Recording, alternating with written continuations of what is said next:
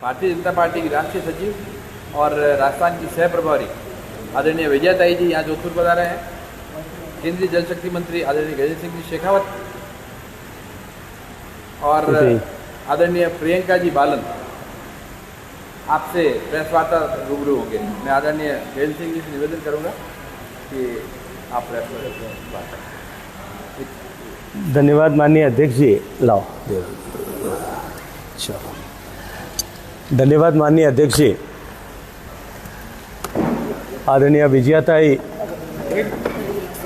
क्या हो गया बेटा? हो गया? आदरणीय विजयाताई राहटकर, राष्ट्रीय सचिव भारतीय जनता पार्टी, आदरणीय प्रियंका बालन जी, प्रदेश मंत्री भारतीय जनता पार्टी राजस्थान प्रदेश। एक छोटी सी सूचना पर सभी एकत्रित आए मेरे मीडिया के बंधुओं,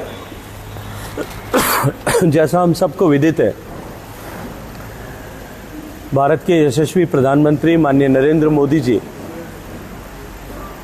कल अनेकों सौगातें लेकर के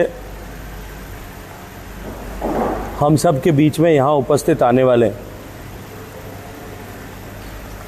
जैसा हम सबको जानकारी है,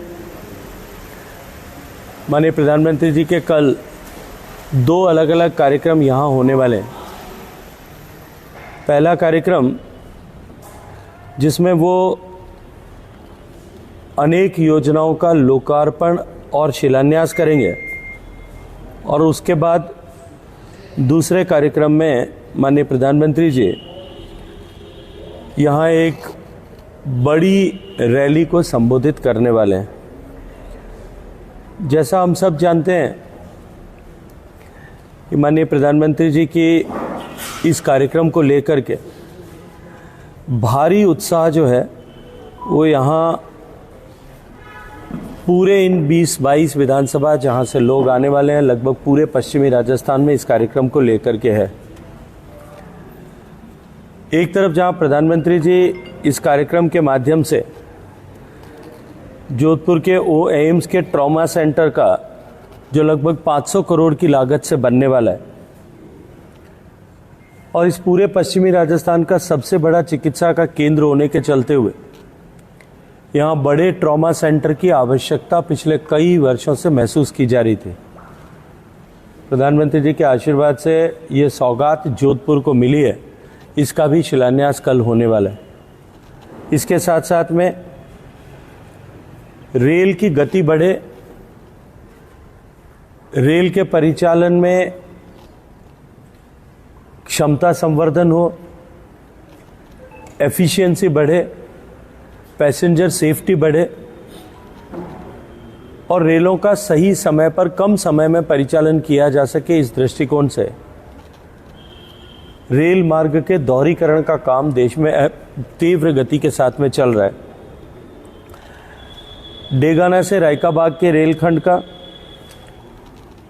और फुलेरा से डेगाना के रेलखंड का दोहरीकरण का काम भी पूरा हुआ है, जिसमें लगभग 1200 करोड़ रुपए का व्यय आया है। उसका भी लोकार्पण माननीय प्रधानमंत्री जी करने वाले हैं।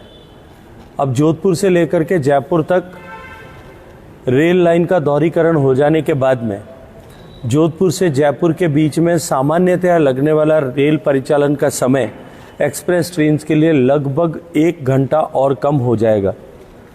तीव्र गति के साथ में इस पूरे सेक्शन में इलेक्ट्रिफिकेशन का काम चल रहा है। इलेक्ट्रिफिकेशन का काम पूरा हो जाने के बाद मुझे पूरा विश्वास है कि माननीय प्रधानमंत्री जी जोधपुर और जयपुर के बीच में वंदे भारत एक्सप्रेस की सौगात भी अवश्य देने वाले हैं। जोधपुर को एजुकेशन का हब बनाते हुए जोधपुर में जो IIT बनाई गई थी और IIT का जो ग्रीन कैंपस बना है, इस ग्रीन कैंपस जो अपने आप में पूरे देश में एक आर्किटेक्चर की मिसाल है।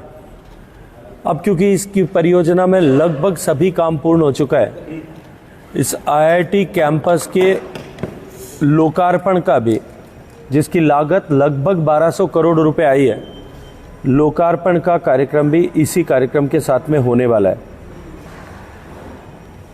संस्कृति मंत्रालय के टूरिस्ट इंटरप्रिटेशन का और कल्चरल सेंटर का उद्घाटन भी माननीय प्रधानमंत्री जी इसी के माध्यम से करने वाले हैं। इसके साथ साथ में जोधपुर पचपदरा बागुंडी रोड सेक्शन के वाइडनिंग का काम और जो है बिजली के ग्रिड के पावर ट्रांसमिशन का जो एक नया सेक्टर बना है राजस्थान में, उसके लोकार्पण का काम भी माननीय प्रधानमंत्री जी इसी कार्यक्रम के साथ साथ में करने वाले हैं। सिटी गैस डिस्ट्रीब्यूशन सिस्टम जो पाइपलाइन के माध्यम से गैस का, घरेलू कुकिंग गैस का डिस्ट्रीब्यूशन हो सके, इसके शिलान्यास और लोकार्पण के साथ साथ में जोधपुर के हवाई अड्डे का लोकार्पण का शिलान्यास का कार्यक्रम भी माननीय प्रधानमंत्री जी के इसी कार्यक्रम के साथ में जुड़ा हुआ है। इस तरह से इस कार्यक्रम जो माननीय प्रधानमंत्री जी का प्रस्तावित दौरा है, इसके माध्यम से लगभग 10,000 करोड़ रुपए की सौगात इस पूरे क्षेत्र में मिलने वाली है। हम सब जानते हैं कि हमारे रेलवे स्टेशन जोधपुर का भी नया भवन बनाना, आधुनिक भवन बनाना, इसके शिलान्यास का औपचारिक कार्यक्रम देश भर के अमृत रेलवे स्टेशन जो है रिनोवेशन प्रोग्राम के साथ में माननीय प्रधानमंत्री जी ने हाल ही में किया है। इन औपचारिक कार्यक्रमों के बाद में प्रधानमंत्री जी एक बड़ी रैली को संबोधित करने वाले, जिस रैली में माननीय प्रधानमंत्री जी के साथ साथ प्रदेश के अध्यक्ष, प्रदेश के नेता प्रतिपक्ष और भारतीय जनता पार्टी के अनेक वरिष्ठ नेताओं की उपस्थिति रहेगी। आदरणीय वसुंधरा राजे जी जो हमारी पूर्व मुख्यमंत्री हैं और पार्टी की राष्ट्रीय उपाध्यक्ष हैं, वे भी कल इस रैली में उपस्थित हम सब के बीच में रहेंगे। और जिस तरह का उत्साहजनक रिस्पांस अभी धरातल से आ रहा है, जिस तरह का समाचार है, लोग गाजे बाजों के साथ में, धूम धड़ाके के साथ में अपने महबूब नेता, अपने प्रिय नेता की बात को सुनने के लिए यहाँ हजारों की संख्या में जोधपुर में एकत्रित आने वाले हैं।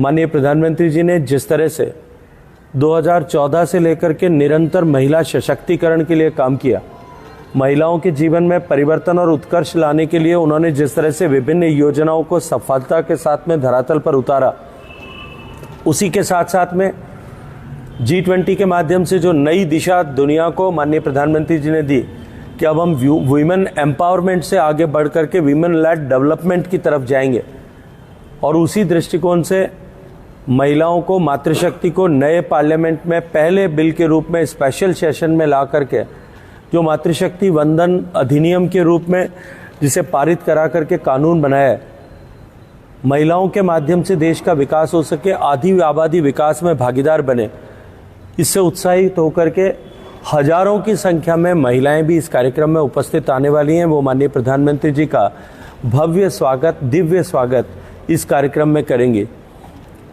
इस तरह से माननीय प्रधानमंत्री जी का ये दौरा निश्चित रूप से एक बहुत विशिष्ट ऊर्जा का संचार करने वाला ऐसा कार्यक्रम बनने वाला है।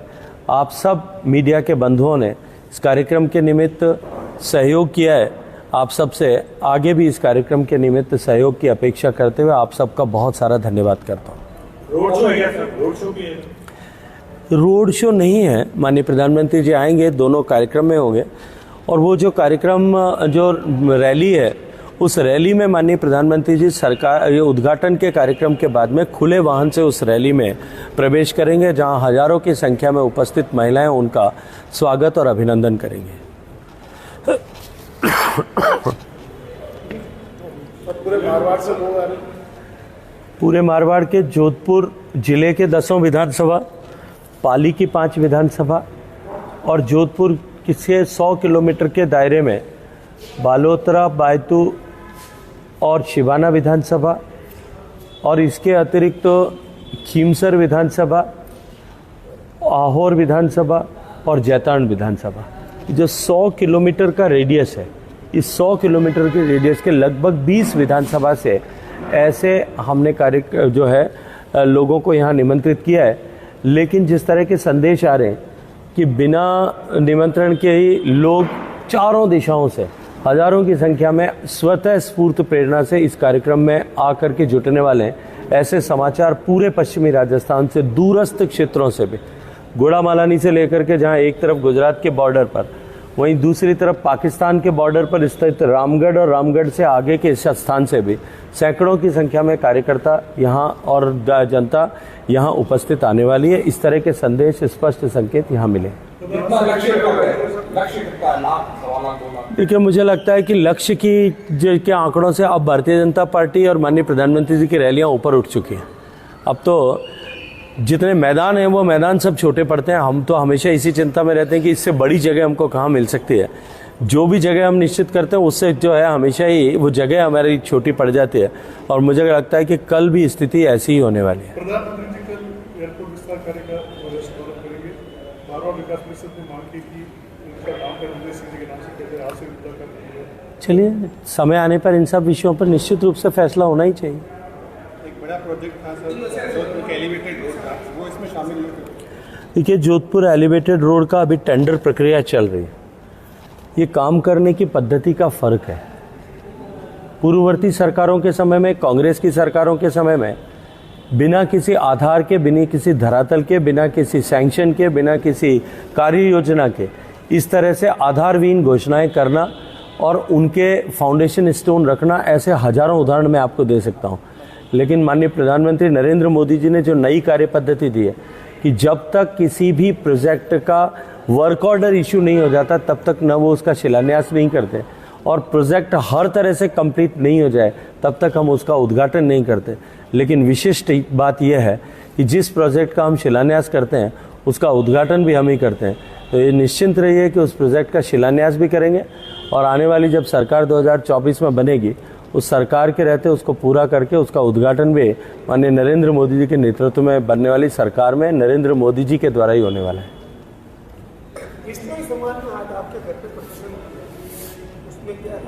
चलिए, उनका स्वागत है।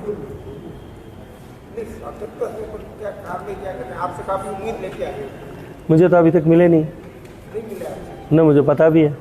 मुझे आपके द्वारा जानकारी मिली है, उनके द्वारा जानकारी मिलेगी तब इस विषय पर चर्चा करेंगे। देखिए, मुझे लगता है कि अब तक जो मेरे पास में स्पष्ट सूचना आई है उसके हिसाब से लगभग 1400 से ज़्यादा बसें आ रही हैं, और लगभग 4000 से ज़्यादा छोटे व्हीकल्स जो हैं, बोलेरोज, कैंपर्स, ऐसे व्हीकल्स जो हैं, उनकी सूचना अब तक स्पष्ट रूप से मिल चुकी है। चलो, धन्यवाद। मैं और ताई बैठे थे, मैंने कहा एक मीडिया के दोस्तों से बात कर लेते हैं, तो ताई ने मुझे कहा